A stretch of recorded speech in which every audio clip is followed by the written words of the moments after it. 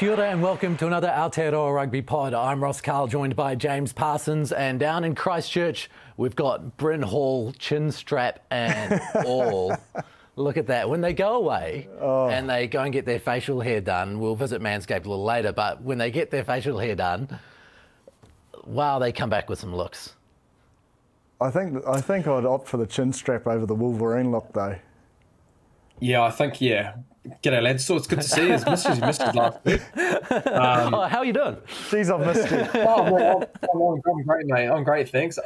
Minus the chin strap. But no, yeah, we do it's a little tradition when we go overseas, and us inside backs had to get the old chin strap. The looses were probably the hardest done by. They had to have the old Wolverine kind of mispatch and then a bit of bum fluff at the front, and then the outsides traditionally always get away with the easiest one with a goatee. So that's probably the best looking one, and the management had big side chops. So that's a bit of fun with us going on tour. And again, we love touring, and it's those kind of experiences that we've missed. So and again, Coogee was very nice and warm. Had the old sunglasses on quite a bit. So she's a bit cold down here in Christchurch at the moment. So Coogee was really good, and Brisbane as well when we were there. Look at that tan.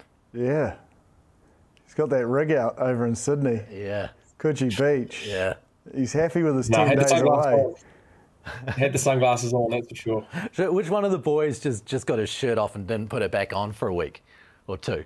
I usually say George Bridge, but he didn't travel. I'd probably say, Severis actually. No, Severis. He's been working on his body quite a bit with eating well and doing a bit of training. So every chance he had his shirt off, and yeah, looked pretty good actually. So got a fair few looks as well. So Severis looked pretty good. You've earned the right, you can do what you want. Yeah, well, we saw that from you this summer. Oh, don't bring that back up. All over Instagram. I'll take the There you go, boy. There's your chance. There you go. You're looking slim and trim. Looking good, boy. Yeah, battling away. Doing the work. Doing the work. Speaking of doing the work, the Reds did the work on the weekend. They got a win. For 40 minutes. Yeah. Well, they made them pay with the yellow card and then the red card, and they got the points. And at 33-3, you sort of expected it to sort of run away. And actually, to their credit, before the yellow card and the red card, they actually were setting a pretty good platform. They were playing at tempo. They had dominance at scrum time. Line-out was operating well, and they were playing at quite a good pace, and they were recycling their ball well, and they were looking good even before the cards. So I think they really did sharpen themselves up after a pretty tough outing the week before against the Crusaders. So they looked a better outfit. I suppose what will be disappointing for them is that they get to that 33-3. We knew the Chiefs were going to come back when it got to 15v15, and I suppose they were chasing the game, so they chanced their arm a bit, and a bit came off. But let's all be honest, at 75 minutes it was 40-22. So that at 40-34 it finishes up. If you didn't watch the game, you read that and you go, at 33-3 at half time, 40-34, it probably doesn't give the full reflection of the game. But at 40-22, 75 minutes, it probably wasn't realistic they were going to win. But when Xavier Rowe scored, they definitely had their opportunity, but it wasn't to be. But you got to admire their fight. They'll talk about the travel. They spoke about the travel before they went over there, but their fight to come back and nearly sneak it was admirable after a pretty tough start. Are they catching up, Bryn? I mean, you guys played the Reds and put 60 points on them. It's really hard to tell where these Aussie teams sit. They've got a win now, but are the Reds in the ballpark here? Well, I think the fact that they did get the win, and I think 55 minutes, I'm going to go a little bit more on from that, Jip. I think the try in the 55th minute when Dangunu scored that to put it up 40-8 was probably a good way when they actually probably sealed the game. And yes, the Chiefs did come back and they almost pipped it at the end there, but I think they did really well. The Chiefs scored a try, and then Dangunu ends up scoring that try to put out the 40 points to 8 with about 25 minutes to go. And so I thought bar the red card from Damo, which we'll obviously talk about the red card issue, and Balin Sutherland's tap down. I'm not Balin, yeah, Balin Sutherland's tap down. They played some really good footy. The tempo that we saw in the Trans Tasman around, Tay McDermott, when he's getting a really good quick ball, and you've got James O'Connor, and then you've got Rovers in and outside James O'Connor. They had some really good face-to-play shape attack. They put the Chiefs under a lot of pressure. Again, there were 2 guys off at that time, and they scored 3 tries in that kind of passage of play. But I think you could take a lot of confidence from where they did come, because I think, if you're being honest, the Brumbies and the Reds were probably the 2 teams in the competition that you were thinking that would give New Zealand teams the most difficult time. So I think for that 55 minutes, they played tremendously well and got the reward with those sin bins. And I think probably in the last couple of weeks, they've had a lot of opportunities but haven't probably got the points for that. And so, they scored 40-odd points in that 55 minutes. So they can take a lot of learnings out of that and their attack. But I think defensively as well, they probably want to have that full performance when, it doesn't get to the point where Chiefs end up scoring 25-odd points in that, 25-minute last stanza. Yeah, in saying that, though, they spent 30 minutes with less men on the field and they tackled at 74%. I think that's a concern, personally. If you're tackling at 74%, you're giving the opposition a lot of opportunities to score points. And I think we've shown that defence is the key to winning these games. And it's a bit cliche, but you have to stop points. Somehow they have to stop points if they're going to be a realistic chance of pushing on for more wins. And I don't know how that game would have finished up. I mentioned before they did have a solid start and they looked like they had the platform, they're a different team, but how that game finishes up, I don't know, had there not been cards. Because they had the numerical advantage, and to defensively finish up with 74% tackle accuracy, I don't know how you can win games with that. Yeah. I think one thing that we've noticed as well is that kind of, we talk about a lot, Jip, around in the click attack or the off kicks or turnover ball. I still think New Zealand teams are a little bit better in that department at the moment. I think the amount of times if you see New Zealand teams are scoring tries off, turnover ball, quick turnover ball, and it's that first or second phase that we're putting teams under a pressure. So I find that that's a little bit of a difference with New Zealand teams at the moment. The ability to be able to attack off that turnover ball, even a poor kick from an Australian team, putting them under pressure. So if they can try and replicate that, or defensively try and be a little bit more on after those 2-3 phases when given over the ball or bad kick, because New Zealand teams are really punishing teams like that due to our normal counter-attack ability. So does that make them maybe become a little more conservative with their kicking game and hold on to the ball a little bit more? I don't think so. I think they have to be just a little bit... you don't want to hold on to the ball too much, because we spoke about the week before that it gave the Crusaders opportunity when they made an error and Richie scores. Yeah. So it's a balance, but I think they've just got to play to their strengths and get their kicking game accurate and use Vunivalu more, like the crossfield kicking game. Even when someone's marked up on him, he's more than likely going to win that ball. Yeah. So bring that more and more into the game, and then if you bring that more and more to the game, they're going to have to bring someone up to market it. So that means there's space somewhere else. So then they can start kicking long and play that territory-based game. So you're manipulating the opposition through your tactics. Do you know what I mean? So you just have to have a little bit of a plan about how you're going to move their chess pieces to suit your game. And I think it's just having a little bit of a structure around that, because, man, I'd be going to that early. I'd be having that as my exit strategy, is crossfield kicks for Vunivalu and getting upfield via that way, because it's such a threat. And he's just so good at it. I mean, I know for us, when Matt Duffy came over from the Storm at Harbour, it was a play that we went to time and time again when he was first over, because it was just guaranteed pill. They're just so well versed at that style of the game, because they do it so much in the NRL. Does Vunivalu put himself in for a chance with the Wallabies? I know he spent some time within their squad when he first came over from league, but does he just walk straight in on the right way?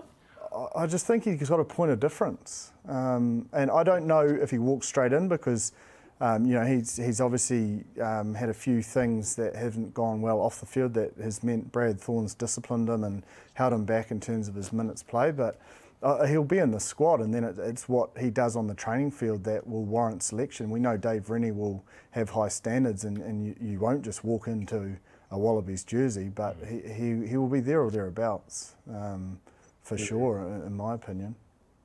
Yeah. Yeah, what I do love about him is that he's an out-and-out finisher as well. You know, you look at the winners at the Melbourne Storm. You know, there's a couple of times where he finished top try scorer in the comp, so he's got that ability to be able to finish one-on-one, and so especially at test level, you know, you have that ability. You don't have a lot of time and space sometimes, and it takes the ability to beat a defender one-on-one through brute strength or footwork, and he has both of those. But I think coming back to Jit's point, his aerial game is world-class, and, you know, we had the amount of preview time that we spent around Vunivalu. You know, if you're looking at inside the 22-metre zone, you've got an advantage. You know, it's a 50-50 where he's going to score a try or not, and you've got to be on high alert with that. So, and I think the more time that he does spend in playing rugby, he's going to get better. But if you look at probably the handful of games that he's had, he's been a massive point of difference, especially around aerial game, and especially in international with how the game is in the line speed and the defences. Having an aerial attack like that, so it can only be beneficial for the Wallabies moving forward if he is selected. And if we're talking about cohesion, like we were last week with Ben Darwin, if James O'Connor ends up being the 10, you know, having that ability to connect so well works out fairly well for the Wallabies. I think so, and you know, it's just I don't. It doesn't really matter as long as the kick's accurate, without being too silly about it. Like, I think if the kicks are in the vicinity, he'll grab them. Yeah. And I think that just shows it there. Probably the best team, club team going around is in the Crusaders, and the respect they've shown by doing the amount of prep work and that during the week to make sure that they've got him handled. And he's only been in our game for however long. Yeah. I mean, that's a sign to me that he's got the goods for the next level. So, I mean, we're already coming close to talking Test footy. We're talking about how the Aussie teams have only won 1 out of 15 games here. Vunivalu amongst a bunch of players. Do they have a 23 out of these 5 teams that are struggling to compete with New Zealand that will be a world-class Test team from what we've seen so far? Yeah, I think so. I think they've shown that they can compete last year, and I think they'll be able to get a group together that will, you know, galvanise and challenge. And I just have belief in their coaching staff. I think I've stated that. I think Dave Rennie is a quality coach, and he has the ability to bring the best out of people. That's just my personal opinion. That assistant coaching role is still, Chipper still wants that assistant coaching role, Dave. Well, I'm happy here, mate. I think one thing as well, and this isn't at Test level, but, you know, the amount of experience that they would have had playing the New Zealand teams in the Trans Tasman, and I think being able to have an understanding around they're playing the New Zealand style, and obviously the All Blacks will play a similar style. They'll have little tweaks around what their game plan is, but, you know, playing the New Zealand kind of passage of play or teams and understanding how we play, it can only, even though it's not at Test level, but they're seeing it at club level, and so the transition of being able to, from last year, not playing New Zealand teams at all in Super Rugby, they've had that experience, and then they'll be able to bring that for the Rugby Championship coming forward, which I think will be invaluable. So, in saying that, Bryn, so I'll use your guys' game as an example, and probably this is just my frustration a little bit, is that they've had 3 weeks now to watch, and we all know Richie's strength is out the back of that first forward pod off 9. And he, against the Crusaders, Ethan Blackadder ran a great tip line, and he gave that offload that set up Sevu's first try. And we just know he's a threat out the back, and he's shown it in the first 2 weeks. And then on the weekend against the Waratahs, in your exit play, they're still spread wide defensively, and he just waltzes through out the back of that forward pod out of the 22, and Scott Barrett ends up scoring just after half time. Do you know what I mean? Like, the review should be there by now, that they know that they have to put a body on Richie out the back of that forwards pod. You know, and we keep saying that, okay, they, you know, the 2 different styles and that, but I think 3 weeks in, for me, the penny has to start dropping. Yeah. That these certain things, like the Geordie Barrett going in between 2 players, and if you're doing that prep during the week, and and you're watching the Aotearoa Rugby pod, and you now know that Richie's going out yeah. going out the back. I don't want to give, but we all know that he does it. And even if you know I've played him for years, and even when you know he's done it, he made Jared Kelly, Tuyoti and myself look silly one year for Harbour. You know it's coming, and he's still good enough to beat you. But at least tighten up defensively so that you've got a man on him. Like, he just waltzed through. Yeah. Your thoughts, Bryn? Yeah.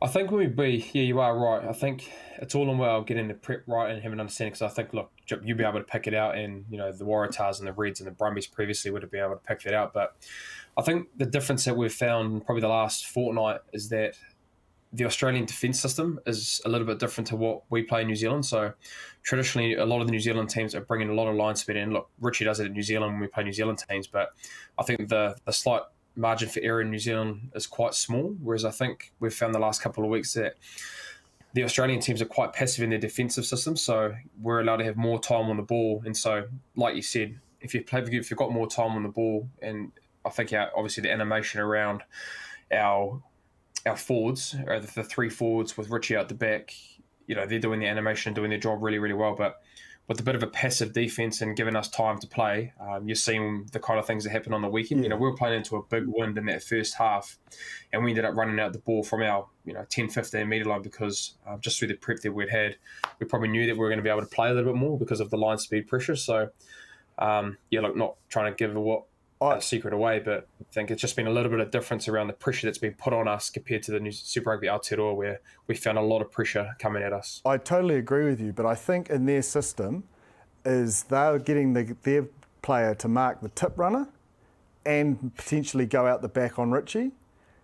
Do you know what I mean? And at the moment, that player that's defending the tip runner, like Ethan did against the Reds, is chasing him in, because they're running great lines. Your players are running great lines. So if he can't do the two jobs, you have to put another body in there to do the other job. Or they have to be even more passive and buy themselves time to do both jobs. I'm just saying, 3 weeks in, they've got to make a decision, because they can't just keep getting split from a kickoff straight after half time and allow 7 points to be scored. You know, it's a killer. It's not the way you want to start. That's my take. Is that an individual decision or a team strategy decision? I think it's a defensive system, to me. So why would, Bryn, you have a passive defensive system against the New Zealand team? What are they thinking? I'm assuming it's to allow connection, is it not, Bryn? You know, it's to make sure that they're allowing that Wayne connection. Smith. Yeah. Wayne Smith used to do it back in the day with the Chiefs. This is probably when his tenure was, whenever that was, 2012, 2013. They were real connected defense and real passive. And then once you were man on, once you had so if you had 5 attackers in front of you and you had 5 defenders, then you could bring line speed. That's the kind of passive defense that Wayne Smith used to run. And, the Waratahs were pretty similar around that, they'd rather be more connected and try and not break than go numbers down and then try to put line speed and our skill set under pressure. So I definitely think it's a structure, because just through our prep we saw that was the kind of pitches that they were doing. So I think it's real hard at the back end of a season. You've got 2 or 3 more games to change that. So it's kind of in their DNA what they've done through Trans Tasman. Sorry, not Super Rugby AU, and then coming into Trans Tasman. So whether they want to try and bring line speed for the next couple of games, but again, it takes a long time. It takes a couple of months really, if you think about a JIP, to change that and to be comfortable around changing your defense system. So it might be a thing for next year that they might be able to change if they do play New Zealand teams for next year as well. And I understand sometimes there'll be fatigue, errors defensively, but this was just after half time. That's when I was watching. I was just thinking, that's not tired. That to me is just not connect. They're not connected. So if you're basing your whole system on being connected and then you don't connect, then you're completely stuffed. Yeah, well, as I say, I don't know their system. I'm just saying they've had 3 weeks to know that Richie's definitely going to run out the back. Yeah. I'm just using that as an isolated example. Yeah. There's many more. But I think for us as well, for the whole year, we had 846 metres, which was the best carry metres of the year. 16 offloads as well, which was the best for us this whole year. So the ability, if you're talking around defensive systems and how much pressure you give to KBA, keeping the ball alive and getting in behind teams, they're not set. And then for like what we said, if your animation's right around your forwards and your backs are on the same page, then it's really hard to defend if you've got good line speed, let alone a passive defence. So I thought our attack structure was really good, and we got what we previewed. And probably the only disappointing thing for us was in the last 20 minutes of the last 3 games, we've given away a lot of points. And that's one thing that we want to pride ourselves a little bit better, because I think in this competition, you could go possibly, 5 games, winning 5 games with all bonus points, and it's going to come down to points differential. So, the Blues have done a really good job around that. We're the best defending side in the comp, not giving away too many tries. So, for us, it'll be a little bit of a work on moving forward for us. Speaking on that, and we were speaking about Vunivalu before and good players for the Wallabies. Parisi on the weekend, he was outstanding. He got that great line break and probably could have given that one, but I haven't seen too many players bump Whānuku like that as well. He's obviously a big, strong man. Someone to be, for the Highlanders to be wary of this weekend. He looks like that's the first time I've really noticed him as a player and gone, wow. I left that game as him as an individual, and I just thought, whew, he could be a real threat at 13 for the Wallabies. Yeah, we did a lot of preview on him because probably isn't known to a lot of the New Zealand public, but watching his clips throughout the week, he's a pretty destructive ball runner. If you look at Nani Laumapi and how destructive he is with ball in hand, on the weekend, the likes of Leicester, who probably does that to a lot of people, but he actually got in and around us a lot. We had a lot of bodies around him, but his ability to be able to break the first tackle, pump his leg, have good leg drive, and put us in behind. He actually, in that first half, put us under a lot of pressure. So we talk about Australian players in the competition that I thought have really put their hands up, not only just for that game on the weekend, but from what we've seen previewing him last week. He's one guy for the New South Wales Waratahs, I think, that's really putting his hand up and been a pretty good performer, along with Jake Gordon, who is a bit of a talisman for them, and it's been pretty good for them as well. This episode of the Aotearoa Rugby Pod is brought to you as ever by manscaped.com. Get the Lawnmower 3.0 to look after all of your manscaping needs. It's got 90 minutes worth of battery. It's got an LED light to make sure you can see what you're doing. You can even use it in the shower, Jipper. Oh, what a product. What a tool. What a tool. And if you're particularly hairy... Tell you what. Yeah, that LED, that lighting system's just what you need, especially in dark moments. I think it's just important. Nighttime. You can do it anywhere, 24/7. Did it work on your face? Sadly, no, as you can see. It did actually. I tried to. I did use it and used actually the light as well, which was very helpful to try and look and see. But as you can see, it looks pretty dusty. Not a fan of it. Mrs. isn't a fan of it. So. But the Manscaped cleaned the hair up well enough, and that's all that really matters for this particular part of the show. Oh, it did, mate. Unbelievable. Can't you see, mate? Yeah. We're about getting it done, not necessarily the style that people choose. So we've got a Manscaped hairy moment. Check there. Yeah. So you use it on your face and... I've got 2, mate. Oh, I've got 2. Nice. I've got another one. No, good. I've got 2, mate. All right. Sure. Sorry, I must just get the get the Battler one, and I just send the one. Sorry, Ross. It's good hygiene, though. I mean, I respect that. That's good. I was just checking. I was just checking that there was good hygiene. I bet that's not the case for everybody. I was a bit concerned. Yeah. Now we've got the Manscaped hairy moment. What's your Manscaped hairy moment this week? I don't know which one Bryn used for this, but I was wondering if you shaved your sprigs with it, because it looked a bit slippery for your try on the weekend there, me old mate, because I didn't see too many Waratahs around you and you got tackled and then miraculously reappeared and managed to score it. Oh, you've taken my hairy moment as well. Yeah, It was... I got peppered a little bit as well, because I think our forwards do a lot of hard work, and Jippy, is at the back of that line. You don't want any back touching it, but saw a massive opening and got too excited. Saw there was nobody in front of me, and I had about a metre to go, and almost buggered it up by falling over Sam Whitelock's foot, and but fortunately enough getting over. But you had to pay a bit of a fine actually for taking the ball out from our forwards coach, which is probably fair. Good. Now, and just a follow-up question. Did the touchy give you some grief? A little bit. Yeah, he did. A little bit. I felt like he was chipping you a little bit on the TV. I was like, that's not bad from the touchy. Oh, I did. I saw a little smile on his face, and I said, "Geez, I've almost buggered that up, haven't I?" But yeah, it was just a wee little smile with each other, and then again, I paid the consequences come after the game, which was very, very fair. Yeah, a hairy moment if ever was one. Oh, nice. All right, well, that is the manscaped.com hairy moment. Thank you to the lads. And, of course, if you go to manscaped.com, use the code RUGBY, you'll get 20% off and free shipping on your Lawnmower 3.0. What about the All Blacks backline? We've spoken a little bit about left wing. We're getting a little bit closer now. We had a good performance from Nareki on the weekend. Rayasi is dangerous with ball in hand, although he probably has a couple of mistakes in him that might worry the All Black selectors here and there. Where are we thinking now? Who is the front runner for this left wing spot? Is it George Bridge?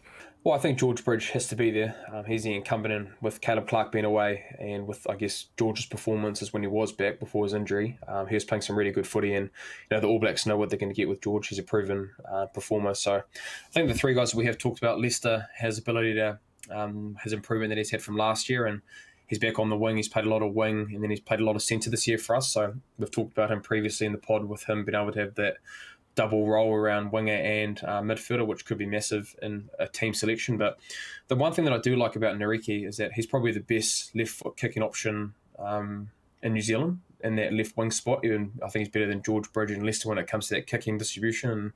Kicking. He does a lot with it for the Highlanders and gets them out really well in the exit zone. So I think that's one of his main differences. And then Ray Arce, if you're talking around a guy that one-on-one can beat you and poses an X factor and especially the next level, he's one guy that can do that. But I think one thing for him that I'd like to see a little bit more is just his work rate off the ball and getting second touches and holding on to that ball and really respecting it, because if he can sort out that, then he's one guy that, due to his form with his running and his ability to break the game open, he's one guy that's been playing bloody well for the Hurricanes.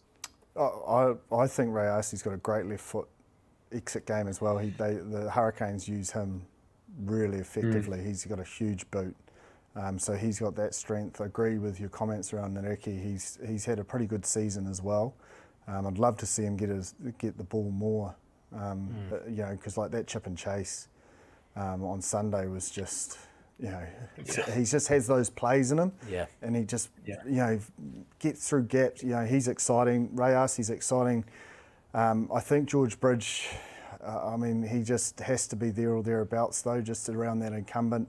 And when one guy for me, Leicester as well, he's got that versatility as well in and around that squad midfield. But I think, potentially that Will Jordan could slip into that right wing position. And I don't think we can ignore the form of Sevu Reece and the work that he's done. And I don't think he'd look out of place on the left. And bear with me here, because it's that power winger spot, and I think he's really powerful. But I also think he's got the work rate of that right wing. He's got a high work rate. I think remember when Jackson Garden-Bishop got the intercept against you guys, Bryn, and he came from the other side of the field and he was on the ground and he chased him down and he stopped that. That was a crucial moment in the game. So he's got the work rate, he's got the power, and he's good under the high ball. There's a lot of aspects of his game that actually suits that blindside wing spot. So I think he has to be considered as well, with the form that Jordan's in, that potentially could fit into that right wing. Obviously, we've got a halfback and a hooker, but tell me, we talk about left foot, left wing. Why is that important on the left wing in comparison to the right wing, if you were to have a left foot there and have those kind of abilities on that particular side? I think, for example, the best way that I'd put it, defensively as a 9, if it's like a left-hand side scrum and you've got a 15-metre blind, what that does in the backfield with having a left winger with a left foot, it just holds you a little bit more. So, and look, it's not to say that a right foot winger can't do that, but for a 9 or the backfield, if you're a fullback or the open side winger, it checks you a little bit, and so you've got to be able to come up, hold yourself a little bit more there. And so if I pass the ball, but it goes right towards the first 5, but knowing that Nareki or whoever the left-footed option's there, it might just hold your fullback a little bit more. And then, for example, if it's Richie or Davey, then they can kick it into that right-hand side corner, because you're predominantly thinking that it's a genuine left-foot option. Like Nareki's done it for the Highlanders and Ray Arce as well. So that's probably one example that I'd have. You'd probably have another example, but that's as a halfback and backfield, it's pretty hard to defend when you've got an out-and-out left foot kicking winger. Yeah, I really like it from the sense of exiting, and it means you can have a lick on attack. Yeah. And if they bring the winger up and the fullback comes up and there's space in the backfield, they've got the big boot to take advantage of it. And that's what I like. It gives you the ability to have a look and still get you out of your exit zone with a kick. And if they stay back in the backfield, beauty, we'll run. We'll just take the space, and then we're playing footy. So that's the reason I like it. And then obviously on the right wing, you've got the right footer, and you can have the same effect. So that's the thing I like, and I like how the Canes do that because Celeste's great at making those decisions. Gets the ball in hand, he wants to have a run, but he's also smart enough to know, okay, they're up and I'll kick. And Wes Houston does it well as well on the other side. What percentage of your selection decision does that come into? I actually think Julian's been doing it well as well. The Hurricanes do it well in the exit zone. Yeah.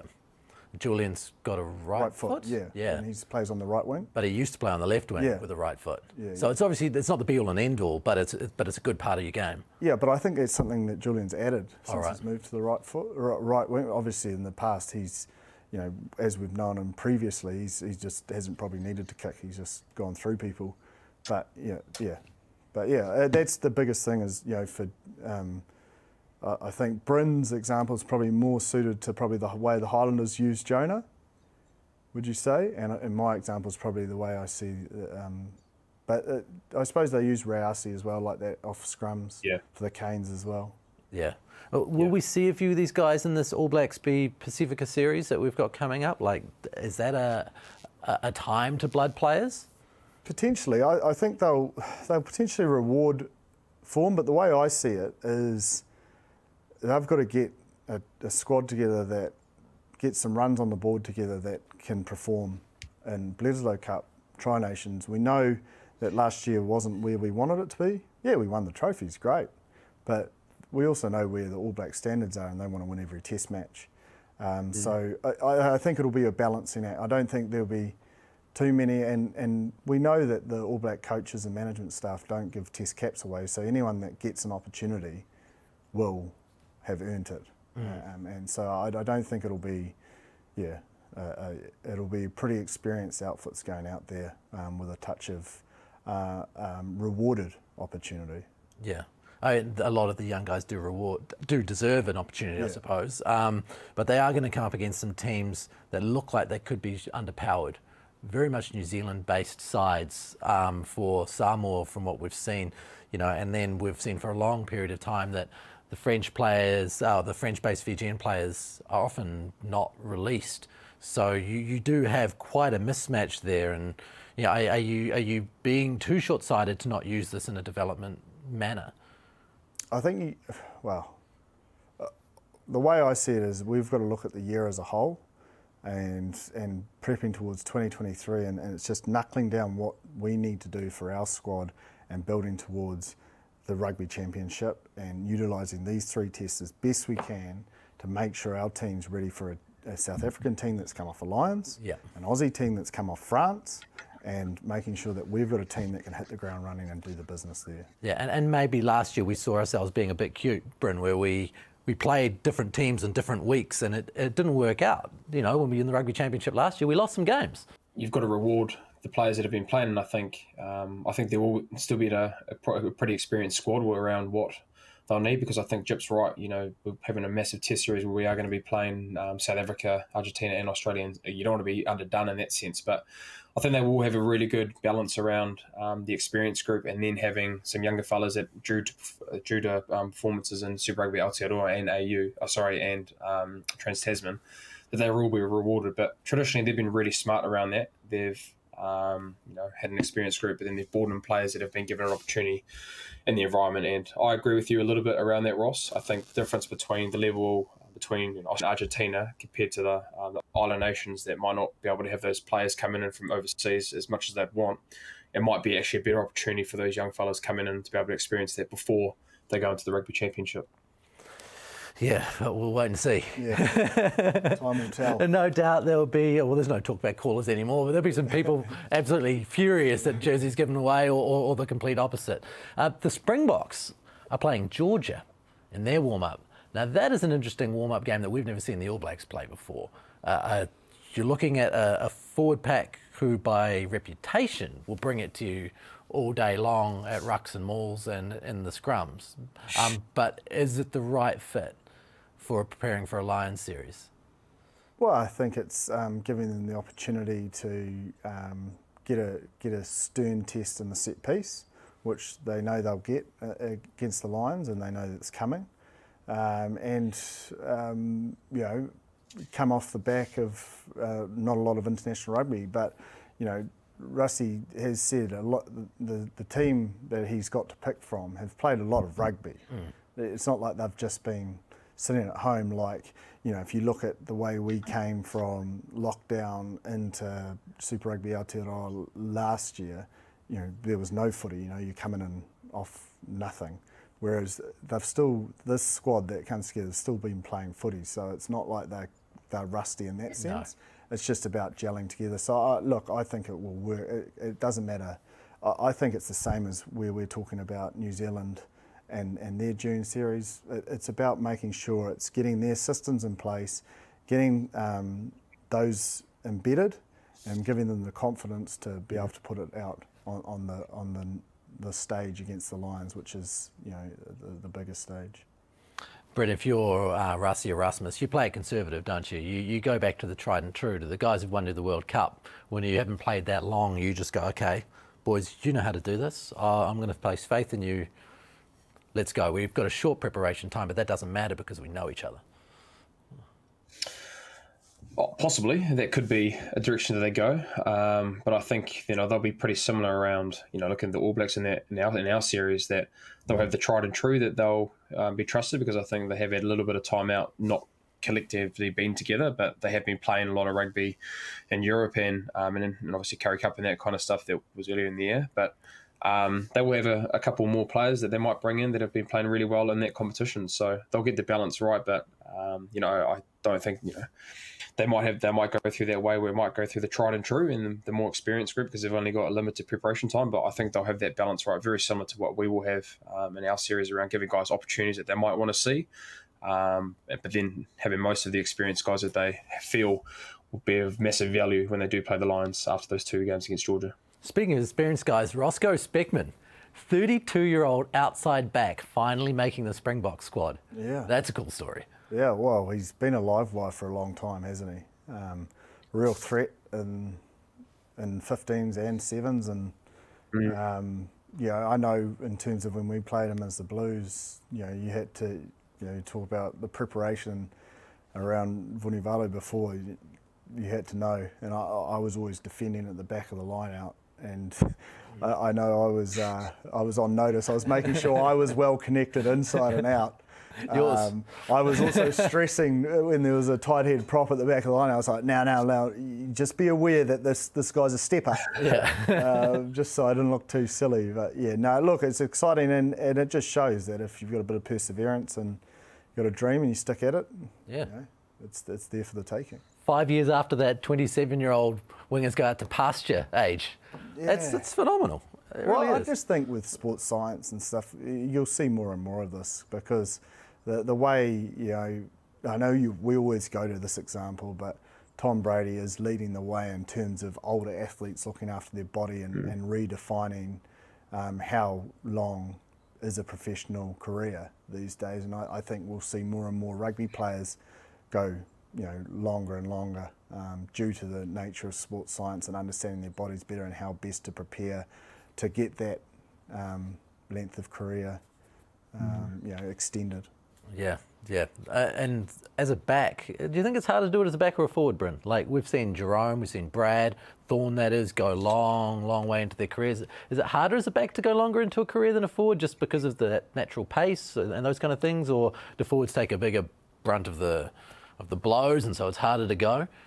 I think different positions it's different. Like, I think for an outside back, you know, if we look at traditionally the outside backs, you know, they're probably younger age, because their speed's there from, you know, you think about like 21 to kind of 28 zone usually. That's the kind of age range for them. But then if you look at a prop, you know, Drippy would probably be able to connect a little bit more on this, but as a prop, you know, the older you do get, the more experienced you are, and that's probably when you come into coming to your peak around the later 20s, early 30s, you know. So, and then locks are a little bit different, and then, but I think it's for different positions and different setups.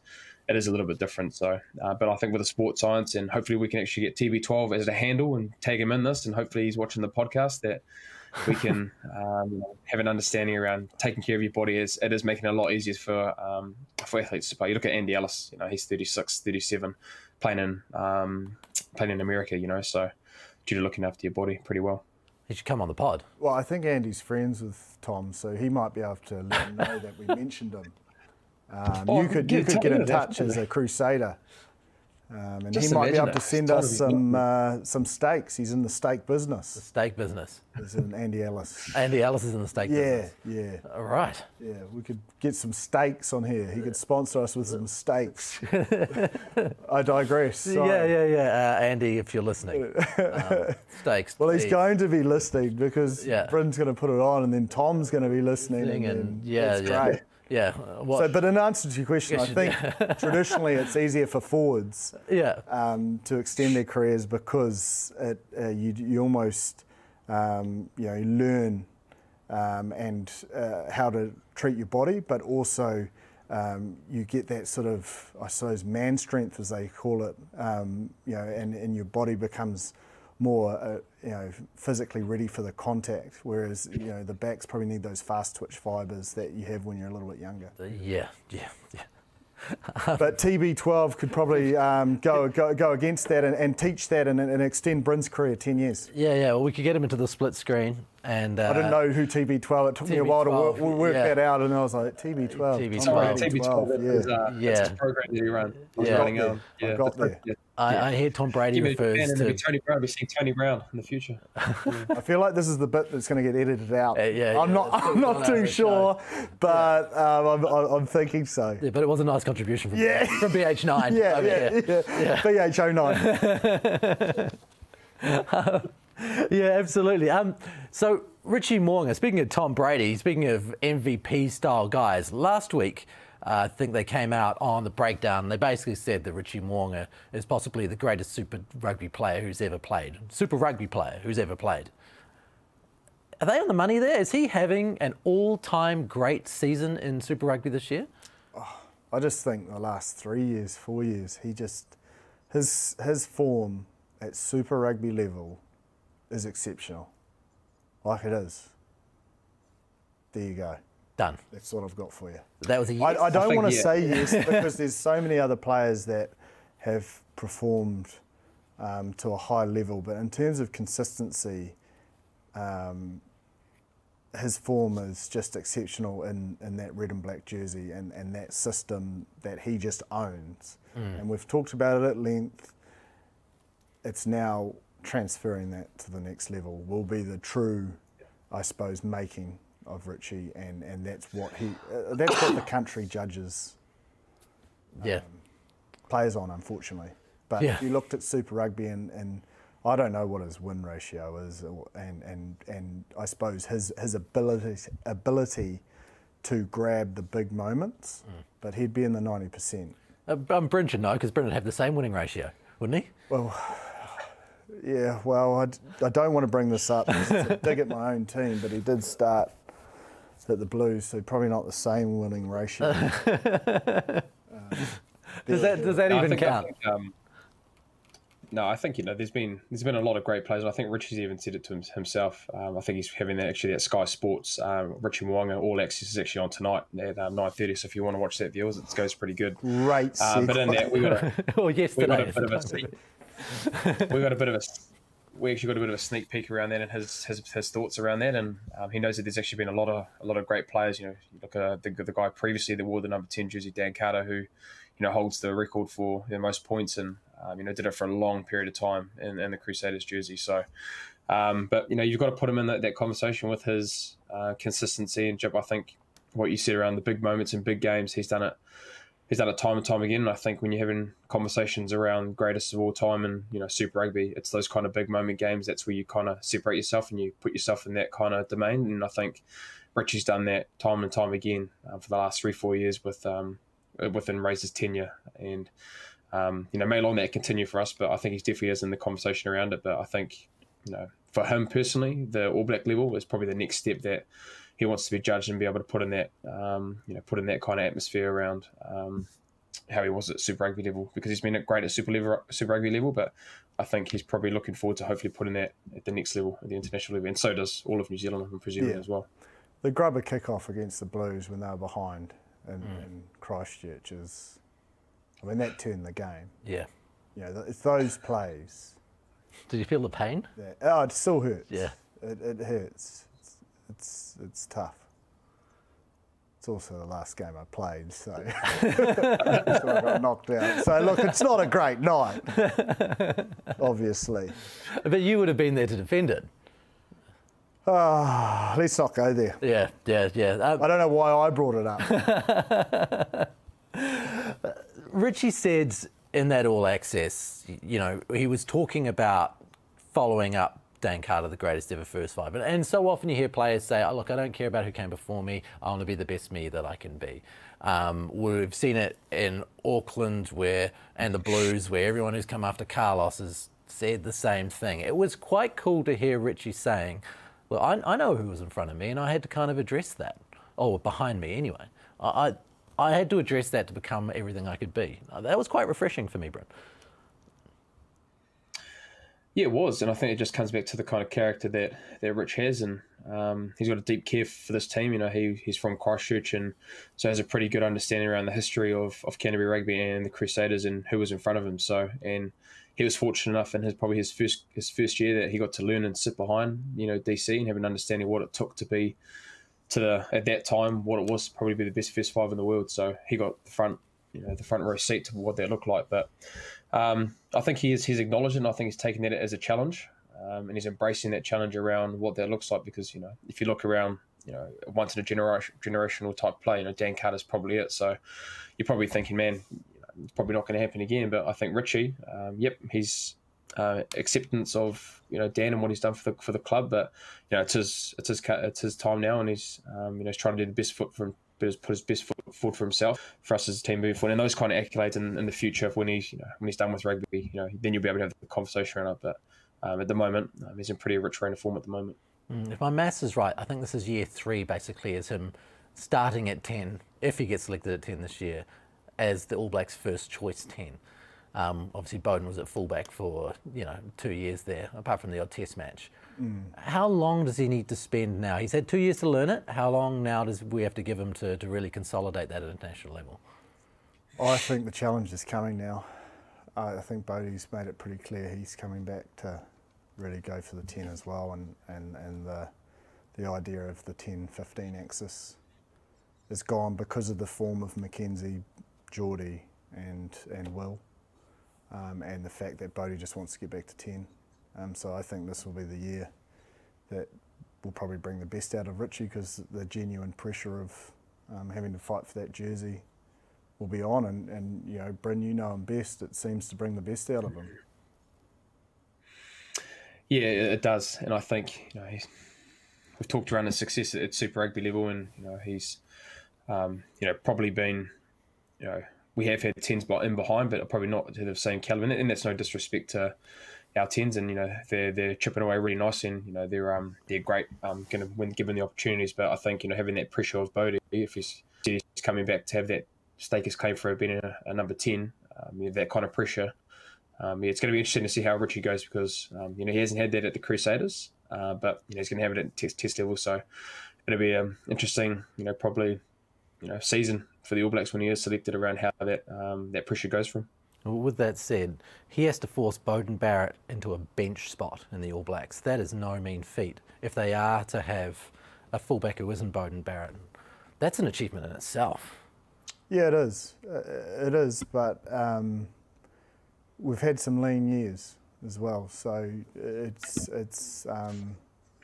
as I say, if he can take charge and run that side like he does the Crusaders,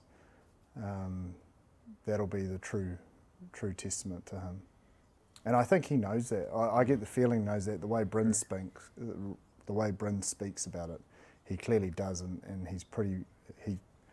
from me reading between the lines there, he seems pretty motivated to get in there and do that. Let's touch on Damien McKenzie then. The red card on the weekend. Yes. Obvious red card from your point of view? Yeah, well, I didn't actually see it on when the try was scored because it was such a beautiful line run. I was just like, oh, gee, that's a good line. But then on replay, it looked like Damien just got awkward, but it was shoulder to head, so we all know. That's what it is. These days, it's red. Yeah. Okay, so continue from there. The second aspect of this is this new rule, the 20-minute red card rule. Bryn, did you think that worked, considering the way that the game panned out?